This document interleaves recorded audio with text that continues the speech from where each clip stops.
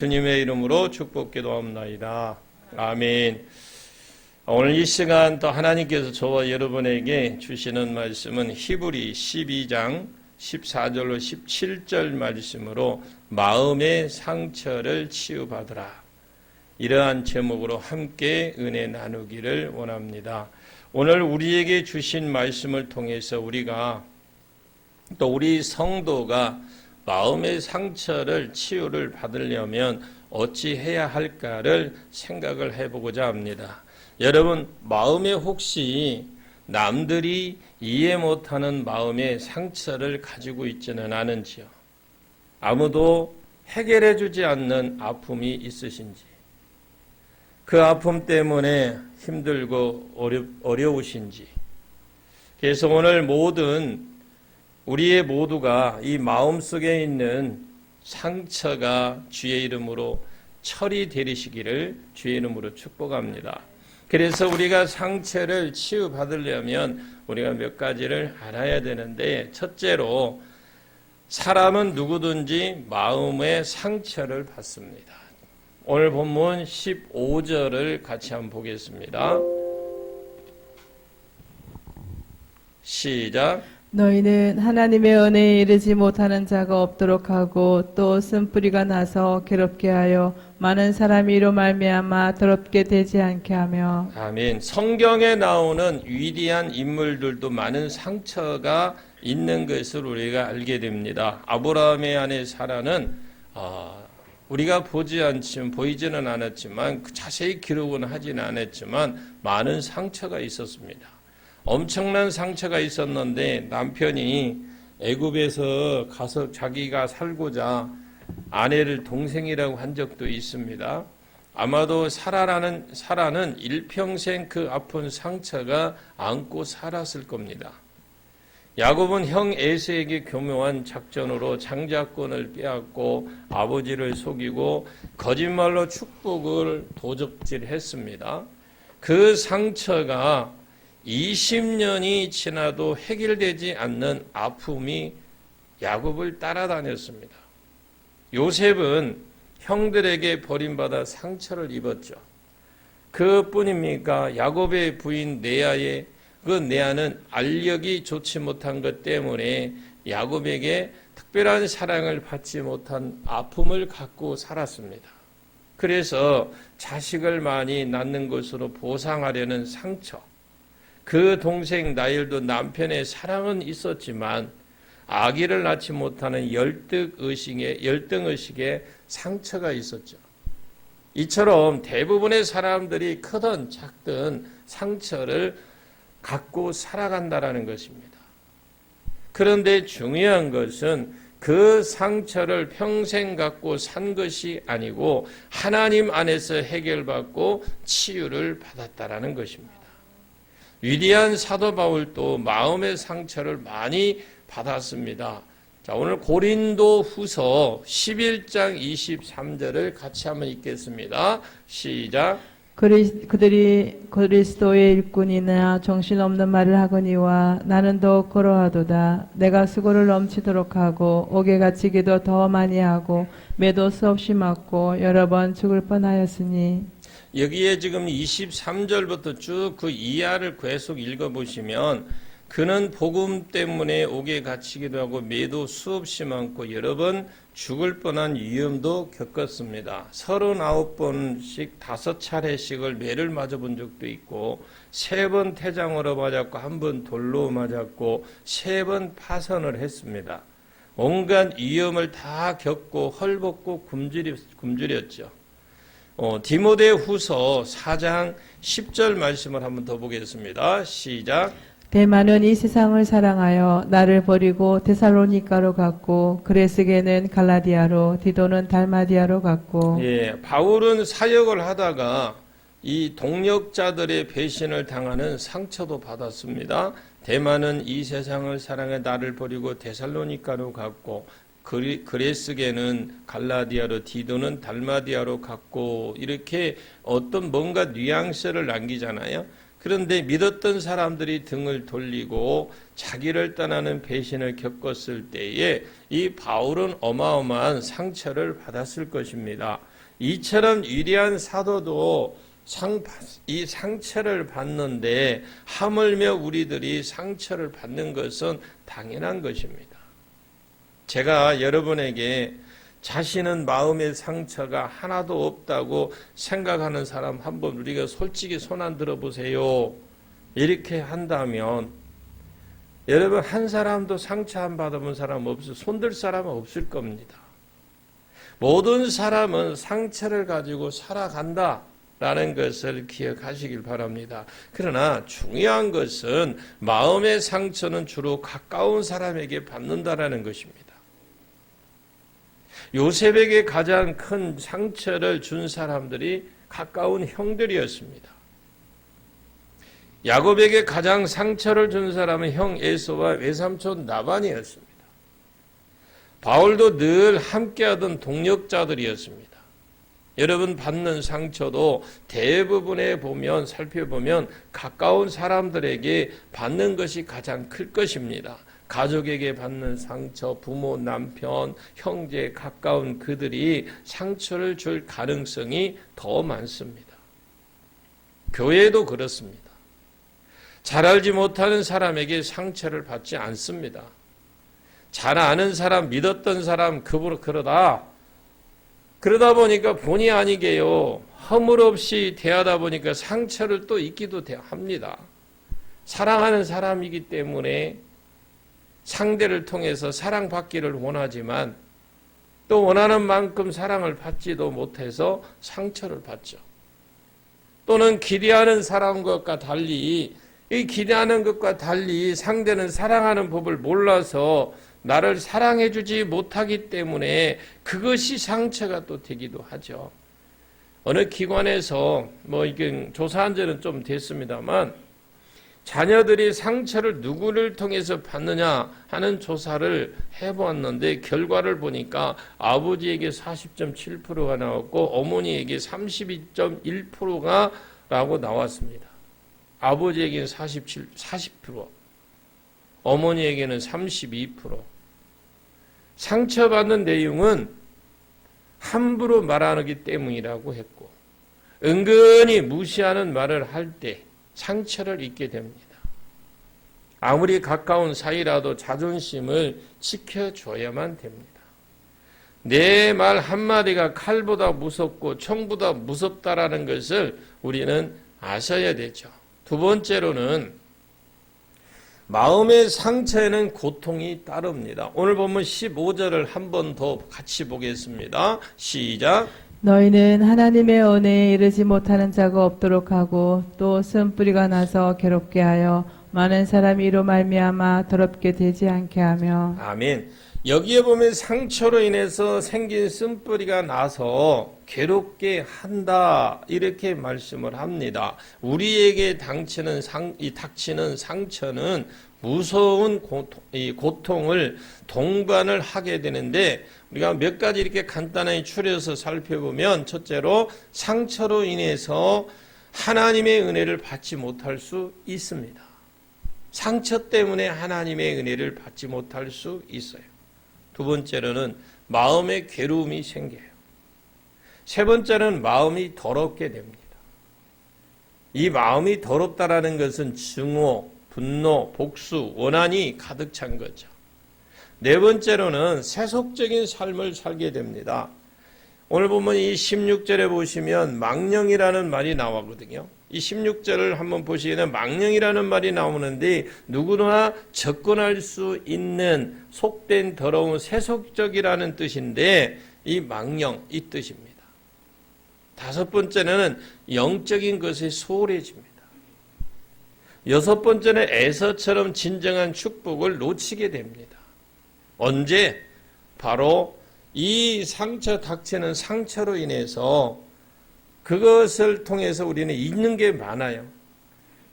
그리고 일곱 번째는 하나님께 버림받아 회개할 기회를 놓칩니다. 내 안에 처리되지 못한 상처나 이 나 자신에게 더 아픔과 또 다른 상처를 갖다다 줍니다. 여러분, 하나님 안에서 치료받고 해결되기를 주의 이름으로 축복합니다. 그러면 상처를 치유할 수 있는 방법인데 그 중에 첫 번째로는 여러분 상처를 인정을 먼저 하셔야 돼요.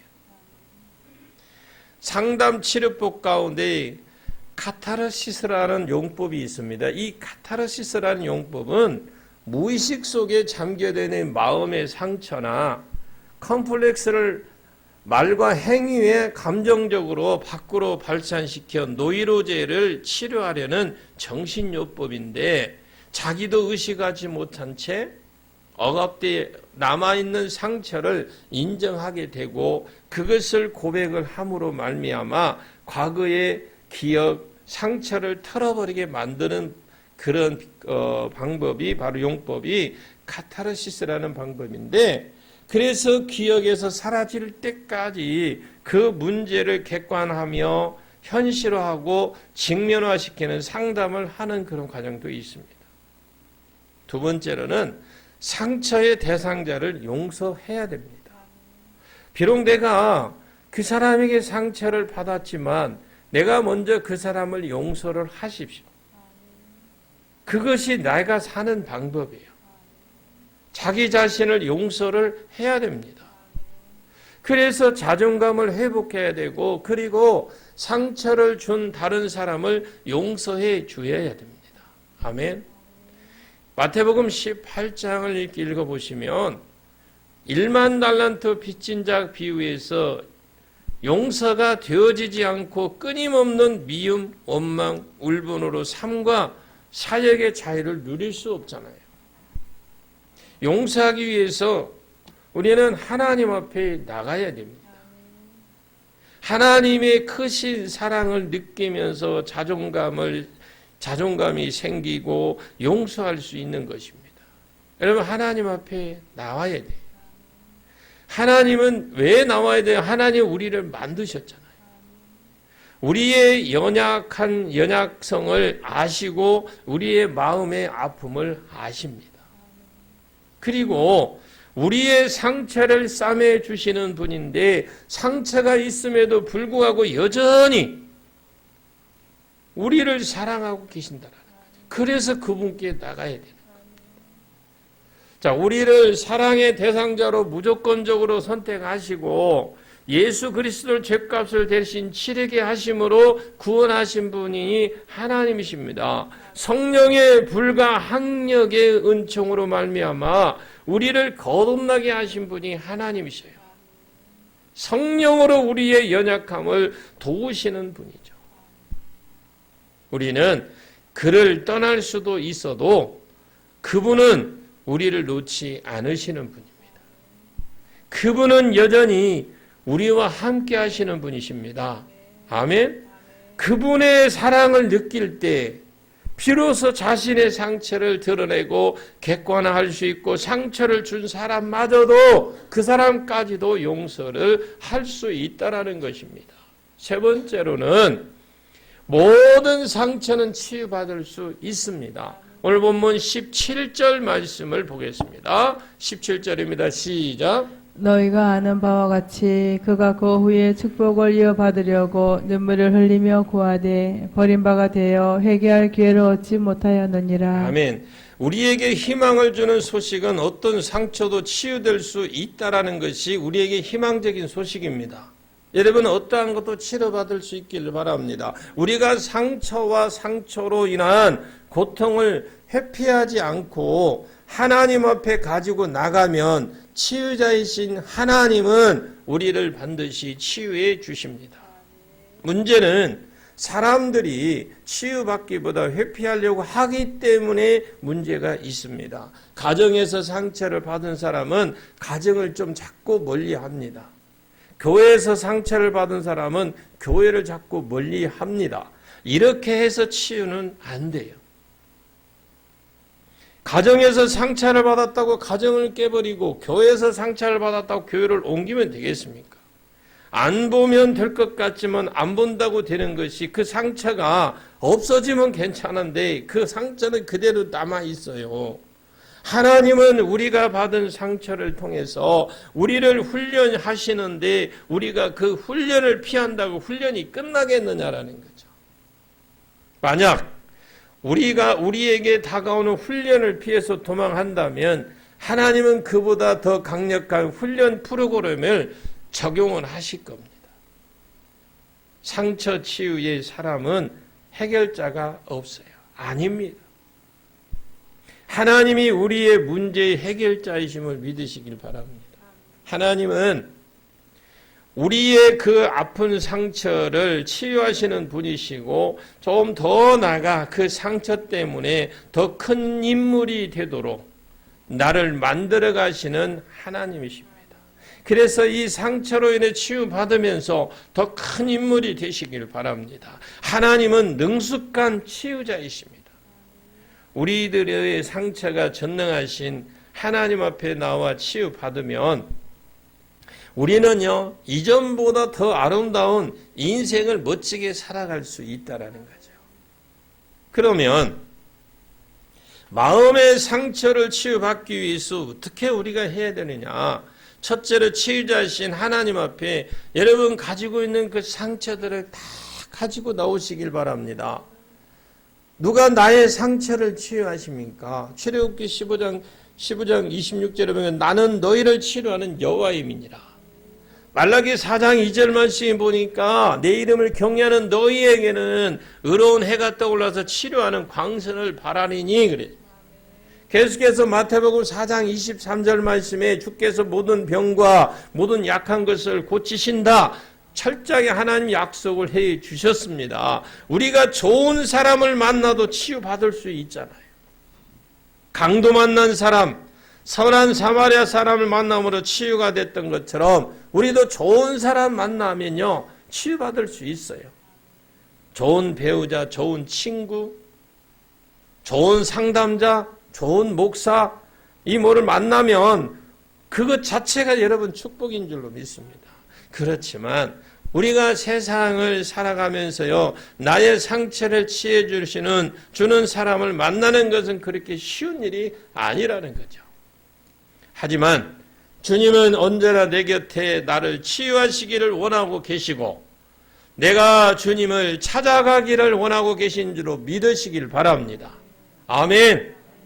예, 시편 기자는 그것을 알았기 때문에 시편 121편에 뭐라고 했냐면 내가 산을 향하여 눈을 들리라. 나의 도움이 어디서 올고 나의 도움은 천지를 지으신 여호와께로서다 라고 고백을 합니다. 이렇게 고백을 했던 것처럼 다른 사람들의 마음의 상처를 치유하기에는 너무나 부족한 돌팔이 의사와 같다는 거죠.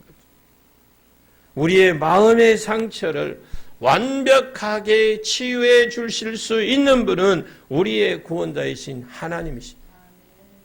예수님을 자유를 잃고 상처를 인해 고통을 당하는 사람들에게 나무라지 않았잖아요. 그리고 사랑과 긍휼로 따뜻하게 그들을 맞아주시고 안아주시고 품어주시고 치유까지 해 주셨습니다. 수가성 여인을 사람 상대하시는 치유하셨고 고 요한복음 8장에 나오는 가늠하다 현장에서 잡힌 여인을 말씀과 인격으로 예우를 하시며 치유하셨습니다. 그러기에 우리 주님만이 참된 치유에 베푸시는 분임을 믿으시고 그분께 아픔과 상처를 가지고 나가면 자유와 쉼을 주시고 용서를 통해 참 자유를 누리게 하십니다. 그런데 우리 성도들이 그렇게 주님이 치유하시는 분이고 복을 주시는 분인데도 그걸 그렇게 가슴속에 와닿지 않아. 와닿는 사람이 그렇게 많지 않아요. 왜? 보이지 않으니까. 가서 병원에 가면 주사 꾹 맞잖아요. 그럼 보이니까 시원하고 통증이 가시는 것 같아. 그것도 빨라. 사도 바울은 자신의 상처를 주님께 넘겨드릴 줄 아는 참 지혜가 있는 분이 사도 바울입니다. 디모데후서 4장을 보시면 자기를 괴롭히고 상처를 주었던 이 알렉산더 대에서 주께서 갚으시리라 이렇게 그가 말을 하면서 주님께 문제 처리를 맡겼습니다. 그리고 디모데후서 4장 17절에 보니 주님이 자기 곁에서 자신을 강건케 하셨다. 그리고 18절에 보니까 주님께서 자신의 모든 악한 일에서 건져내 주셨다. 아멘. 여러분 마음에 상처가 있습니까? 사람을 붙잡고 하소연하지 마세요. 아멘. 혹 치유된 것 같은데 그것은 잠시 진통제 맞는 것과 같고 근본적인 치유가 되질 않습니다. 하나님 앞에 나가셔서 속상한 것, 억울한 것, 아프고 괴로운 것 이거 그냥 다 말씀드리세요. 그리고 주님의 치유를 기다려 보세요. 아멘. 주님의 치유 역사가 여러분 모두에게 임하기를 예수님의 이름으로 간절히 축복합니다. 작은 두 번째, 나에게 상처를 준 사람은 반드시 여러분 용서해 주세요. 아멘. 그 일은 쉽지는 않지만 여러분들이 살기 위해서 여러분이 용서하는 순간 나도 살고 그 사람도 살아요. 상처가 있는 사람이 다른 사람에게 상처를 줄 수밖에 없어요. 줍니다 또. 그러기에 내가 먼저 치유받아야 남을 치료하는 도구가 된다라는 거죠. 내가 치유되지 못하고 어찌 남을 치유할 수 있겠습니까? 내가 상처를 받으면 우리는 자신도 모르게 마음속에 복수심을 갖게 됩니다. 그런데 그 복수는 내 문제를 해결하는 비책이 아니라는 겁니다. 차라리 그렇게 해서 해결되면 모르겠지만 그건 아니에요. 그러면 무엇이 해결책일까? 그건 바로 용서입니다. 용서. 용서는 능력이라고 그러잖아요. 용서는 치유의 가장 기본입니다. 만약 용서하지 않으면 자신 속에 있는 복수심이 자신에게 더 깊은 상처를 주게 될 겁니다. 여러분, 내 힘으로는 부족해요. 아까 전반부에 말했던 것처럼 여러분들의 그 문제를 가지고 하나님 앞에 나오십시오. 그리고 여러분 속상한 거, 억울한 거, 아프고 괴로운 것, 그 이상 등등을 주님 앞에 다 내려놓으시고 다 말씀드려주세요. 가지고 있다 뭐 할 거요? 다 말씀드리세요. 용서는 상대방보다 자신을 위해서 하는 필요한 것입니다. 왜 용서를 해야 되냐? 나를 위해서 하는 거예요. 나를. 용서를 통해 내가 나를 해방시키는 겁니다. 여러분 해방되시고 자유하십시오. 그러기에 용서하는 것은 나를 상처 준 사람을 통해서 내가 들어오는 이 저주를 끊는 방법입니다. 여러분 그 부분을 끊으시 그 용서를 못하면 용서하지 못한 그 시기심과 그 억울한 분통 터지는 일 때문에 사단이 나를 더 올가맬 수 있어요. 그게 저의 꼬리가 될 수 있습니다. 그렇기 때문에 용서는 상처를 준 사람을 통해서 나에게 들어오는 저주를 끊는 것이다. 아멘. 우리는 심판과 정죄가 문제 해결책이라고 생각할 때가 많이 있거든요. 그러나 주님을 보십시오. 수가성 여인에게 한마디 책망하지 않았어요. 간음중에 잡혀온 여인에게 책망과 심판을 하지 않았으며 다윗이 그 어마어마한 엄청난 죄를 범했어도 하나님은 그에게 당연히 무서운 심판과 책망을 하셔야 함에도 말고 그럼에도 불구하고 그가 말 한마디로 회개할 때 그냥 용서를 선포하신 분이 하나님이십니다. 주님의 용서의 클라이맥스는 요한복음 21장의 베드로를 보면 알 수 있어요. 베드로를 3번씩이나 모른다고 부인했던 그 베드로를 한마디 주님은요 책망하지 않으셨어요. 그냥 사랑하느냐고 묻습니다. 그것이 용서거든요. 그것이 문제 해결의 지름길입니다. 제가 뭘 이렇게 외부에서 뭘 이렇게 사든 뭐를 할 때에 그 산 것 때문에 사실상 상처를 많이 받은 적이 있어요. 나는 진짜 양심껏 하고 그렇게 했는데 나중에 후회 가면 저를 속이는 것들이 많아요. 그러면 속이 상해요. 그러면 결국은 어떻게 해요? 그것 때문에 내가 상처를 받는다고요. 그런데 그냥 저는 제 손에서 떠나면 그걸로서 그냥 다 맡겨버립니다. 맡기고 그리고 현재 그런 돌아오면 그냥 잘못된 것은 내가 무조건 책임져 버립니다.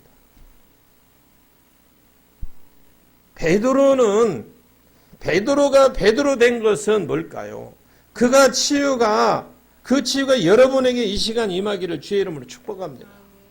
주님은 그럽니다. 3번씩 부인할 때 얼마나 속이 상해서 주님 볼 때 주님 입장에서 그런데도 네가 날 사랑하느냐? 네가 날 사랑하느냐 물었을 때 참 여러분 그 말할 때 얼마나 난감할까요? 그럴 때 나중에 베드로가 뭐라고 그래요? 주님이 아십니다. 주님이 아십니다.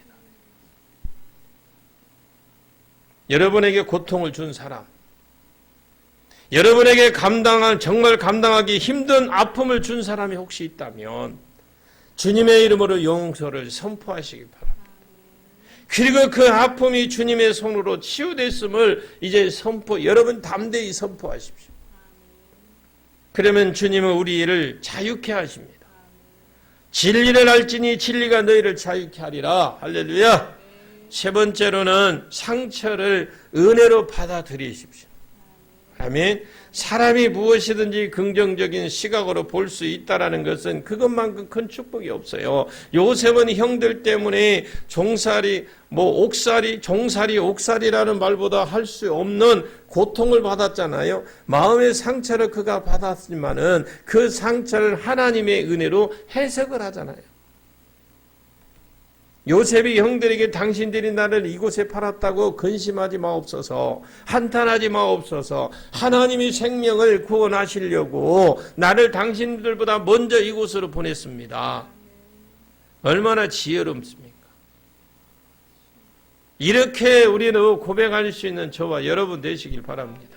치유 사역자는 크게 두 종류를 나눌 수가 있습니다. 육체의 질병 치유 사역자와 마음의 상처 치유 사역자입니다. 두 분류로 나눌 수가 있어요. 그런데 유명한 치유 사역자들 보면 자신들이 큰 상처를 받았던 사람들이 대부분입니다. 그들은 자신들의 상처를 주님의 은혜 속에서 치유를 받고 그 은혜로 다른 사람들을 치유하는 치유 사역자들이 되었다는 거죠. 그러니까 결론적으로 말씀을 드리면 뭡니까? 내가 상처를 치유받으면 받은 만큼 다른 사람을 치유할 수 있습니다. 그런데 여러분 내 상처 치유 못하는데 남을 어떻게 치유해 줍니까? 내 과거가 상처로 얼룩져 있을 때에 생각하면 아프고 쓰리고 속이 쓰릅니다. 그래서 힘들고 고통스러운 시간들이 있었지만 오히려 그것 때문에 하나님은 나를 더 크게 들어 쓰시는 줄로 믿으시길 바랍니다. 어린아이들이 한번 아프고 나면 성숙한다라는 게 그리고 진짜 그런 것 같아요. 마찬가지로 내가 한번 상처를 받고 나를 힘들고 고통스럽게 하는 상처로 인해서 영원히 남는 것이 아닙니다. 그 상처로 인해 더 큰 은혜를 체험하게 됩니다. 이전에 보지 못했던 은혜를 맛보게 되고 그래서 상처가 더 나은 것입니다. 더 나은 것은 아니잖아요. 그걸 막 뒤집어 놓으니까 그 상처가 그것 때문에 더 이게 부풀어진 것이 아니라 상처를 상처로 받아들이고 그 아픔을 피할 수 있는 것이 최상입니다. 그러나 혹시 상처를 받았거든 그 상처를 상처라고 떠벌리지 마시고 자랑하지 말고 속히 그 상처를 치유받아 성숙한 여러분 성도가 되시길 바랍니다. 혹시라도요 여러분 상처받은 누구 때문에 어쩌고 저쩌고 하는 글이 있어요. 그거는 사단이 하는 짓이에요. 사단이 듣고 그걸 입을 더 사용해요. 말하지 말고 그냥 주님께 아뢰십시오. 그리고 여러분 치유받고 나는 이제 이 시간 이루는 치유받았다고 선포하고 여러분 자유하십시오. 주님의 치유 역사가 말씀을 듣는 모든 분들에게, 여러분들에게 넘쳐나기를 주의 이름으로 축복합니다. 여러분, 이 땅에서 행복하게 살게 하기 위해서는 남이 나 때린 것, 남이 나 상처 준 것, 남이 나 비난한 것, 남이 나 못 살게 군 것 빨리 해결해야 돼요. 여러분, 그런 것이 있다면 빨리 여러분 해결하십시오. 아멘. 예, 해결해야 됩니다. 이건 어떻게 해결해야 되느냐? 용서와 사랑으로 해결을 하시길 바랍니다. 그런데 용서와 사랑이 쉽지 않았기 때문에, 내 힘으로 안 되기 때문에 주님의 은혜와 능력이 필요하다는 거예요. 그걸 주님께 갖고 나와야 되는 거예요. 내 힘으로는 안 돼요. 주님이 내 안에 오셔야만 가능하다라는 거죠. 하나님이 나 같은 죄인을 용서해 주셨는데 내가 용서 못할 사람이 어디 있습니까, 여러분? 스데반 집사는 자기를 돌로 치는 사람을 용서했어요. 예수님도 자기를 십자가에 못 박고 조롱하는 사람들을 용서했습니다. 그리고 주님은 이런 말씀을 합니다. 내가 너를 용서한 것 같이 너희도 서로 용서해라. 아멘. 결론입니다. 나의 과거 상처, 현재 상처는 용서와 사랑으로 치유가 가능합니다. 예수님은 나를 사랑하시고 용서하심으로 치유하셨습니다. 이제 그러면 누구 차례예요? 내 차례예요, 내 차례. 나도 예수님처럼 그들을 용서하고 사랑을 해야 됩니다. 그래야 나도 치유되고 그들도 치유받습니다. 그래야 나도 행복하고 그들도 행복합니다. 아무쪼록 우리가 짧은 인생, 주님이 오실 날이 심히 가까운 인생을 우리가 서로 살아가면서 서로 용서와 사랑으로 행복해지기를 주의 이름으로 축복합니다. 여러분, 그런 삶을 살아가십시오. 우리는요, 마음의 상처를 인정을 해야 됩니다. 창세기 33장 10절이죠. 시작. 야곱이 이르되 그렇지 아니하니이다. 내가 형님의 눈앞에서 은혜를 입어 사오면 청하건대 내 손에서 이 예물을 받으소서. 내가 형님의 얼굴을 배운즉 하나님의 얼굴을 본 것 같사오며 형님도 나를 기뻐하심이니이다. 예수님께서 우리에게 형제를 용서해야 할 것을 강력하게 요구하시죠. 형제를 7번쯤 용서하면 되겠냐고 물었던 베드로에게 뭐라고 말씀했냐면, 예수님께서 7번만 아니라 7번, 7번을 70번이라도 그렇게까지라도 해라. 마태복음 18장 22절 말씀인데, 이 말씀적인 말씀했는데, 그리고 마태복음 18장 35절 말씀 보겠습니다. 시작. 너희가 각각 마음으로부터 형제를 용서하지 아니하면 나의 하늘 아버지께서도 너희에게 이와 같이 하시리라. 예, 우리가 진정으로요, 하나님께서 자신을 용서했다는 걸 믿는다면, 여러분 진짜 믿으십니까? 하나님이 나를 용서해 주신 거 믿어요? 그렇다면 우리도 다른 사람을 용서해야 된다는 겁니다. 우리는 자신에게 상처를 입힌 모든 사람을 용서하시길 바랍니다. 아멘. 용서 안 하고는 안 돼요. 우리는 자기 자신을 용서 먼저 해요. 먼저 자신을 용서하십시오. 우리는 자신에게 상처를 입힌 부모님을 기꺼이 용서를 해야 돼요. 이미 돌아가신 부모님을 자신의 마음속에서 놔드리세요. 우리가 우리가 용서를 하든지 않든지 그분과는 아무런 상관이 없어요. 이것은 다만 우리와 하나님과의 관계라는 걸 잊어서는 안 됩니다, 여러분. 하나님은 우리가 죄 지은 자를 사하여 주시기를 원하고 계십니다. 예수님 우리에게 죄 지은 자를 사하여 준 것 같이 마태복음 6장 12절 말씀처럼 기도하라고 가르쳐 주셨습니다. 이제 모든 사람을 용서하기로 결단하시길 바랍니다. 아멘. 여러분, 모든 사람 용서하십시오. 그리고 모든 사람들을 용서한다고 선언하셔야 돼요. 선포하셔야 돼요. 선포. 자신에게 용서받은 기쁨만 아니라 자신이 용서하는 기쁨도 누리시길. 내가 용서받은 그 기쁨도 누리겠지만 내가 용서를 하는 그런 기쁨도 누리시길 바랍니다. 우리는 하나님의 선하심을 믿으셔야 돼요. 우리가 자신을 사랑하고 다른 사람을 용서할 수 있는 근거는 자신에게 있지 않습니다. 내게 있지 않아요. 그것은 하나님의 사랑을 믿음 안에서 일어나는 것입니다. 믿음 때문에 그래요. 우리가 좋으신 하나님의 선하심을 믿기 때문에. 다윗은 이런 놀라운 고백을 합니다. 시편 27편 10절을 봅니다. 시작. 내 부모는 나를 버렸으나 여호와는 나를 영접하시리이다. 아멘. 이 말씀 때문에 그 부모를 향한 원망이 다윗에게 남아 있었다고 볼 필요는 전혀 없어요. 그에게 부모로 말미암는 상처가 있을 수 있습니다. 그는 사무엘이 사무엘이 이을 그 왕을 뽑는 가족 회의에 초대받지 못한 아픔도 있었잖아요, 다윗이. 다른 형들이 다 그 자리를 다 참석했을 때에 그는 들판에서 양을 치고 있었습니다. 사무엘상 16장 11절에. 그러나 하나님은 다윗을 선택하셨어요. 한번 볼까요? 사무엘상 16장 11절 시작. 또 사무엘이 이새에게 이르되 내 아들들이 다 여기 있느냐. 이새가 이르되 아직 막내가 남았는데 그는 양을 지키나이다. 사무엘이 이새에게 이르되 사람을 보내어 그를 데려오라. 그가 여기까지는 우리가 식사 자리에 앉지 아니하겠노라. 예, 여기 보면 하나님은 다윗을 선택하셨죠. 그는 자신을 영접하여 주신 하나님의 사랑을 경험을 했습니다. 여러분, 하나님이 나에게 주시는 사랑을 경험할 수 있기를 바랍니다. 그의 상처는 하나님의 사랑의 눈이 그 사랑으로 눈이 녹듯이 그냥 사르르 녹아버렸어요.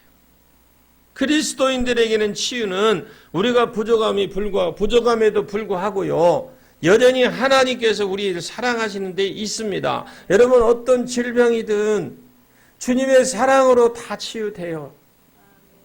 그래서 우리가 그 사랑을 받기 위해서 그 사랑을 받는 그 자리에 가기까지, 그런 자리에 가기까지 우리는 힘써 노력하고 살아야 돼요. 지금 우리와 함께 계신 성령님께서 강력하게 이 사실을 증거하십니다. 하나님은 여러분을 사랑하십니다. 성령님께 여러분에게 하나님의 사랑을 확신하게 하시기를 주님의 이름으로 축복합니다. 오늘요, 여러분, 우리가 이 시간 하나님께서 여러분들이 갖고 있는 아픔, 그 치유를 받아 건강하고 행복한 삶을 살아갈 수 있도록 세 가지로 우리에게 말씀의 방향을 주셨어요. 첫째로, 사람은 누구든지 상처를 받는다. 두 번째로, 마음의 상처에는 고통이 따른다. 셋째로, 모든 상처는 치유받을 수 있다.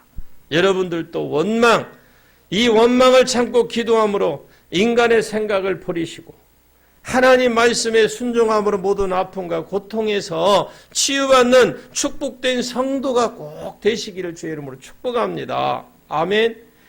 그래, 하나님께서 우리의 아픔과 고통을 치유해 주시기 위해서, 구원해 주시기 위해서 예수 그리스도 이 땅에 보내주셨어요. 그 예수님께서 우리 아픔을 치유해 주시기 위해서 친히 십자가에 달려 찔림과 징계와 채찍에 맞아 주심으로 죄악에서 얼룩진 고통과 아픔에서 우리는 치유를 받았습니다. 말씀이신 예수님께서 수고하고 무거운 짐지고 한숨을 쉬며 아픔을 당하고 있는 자들을 향하여 다 내게로 오라, 내가 너희를 쉬게 하리라, 이렇게 부르시고 계십니다. 치유해서 건강하고 풍성한 삶을 살게 하여 주시겠다고 지금 이 시간 부르고 계세요. 이제 우리 모두 인간적인 생각을 버리시고 예수님께로 우리는 그 문제, 상처를 가지고 나가십시오. 그리고 자신의 모든 아픔을, 고통을 예수님께 맡기고 부르짖어 기도하시고 하나님 말씀에 순종하면 하나님께서 치유자가 되어 주시고 고쳐 주실 줄로 믿습니다. 여러분, 원망하지 마시고 기도하십시오.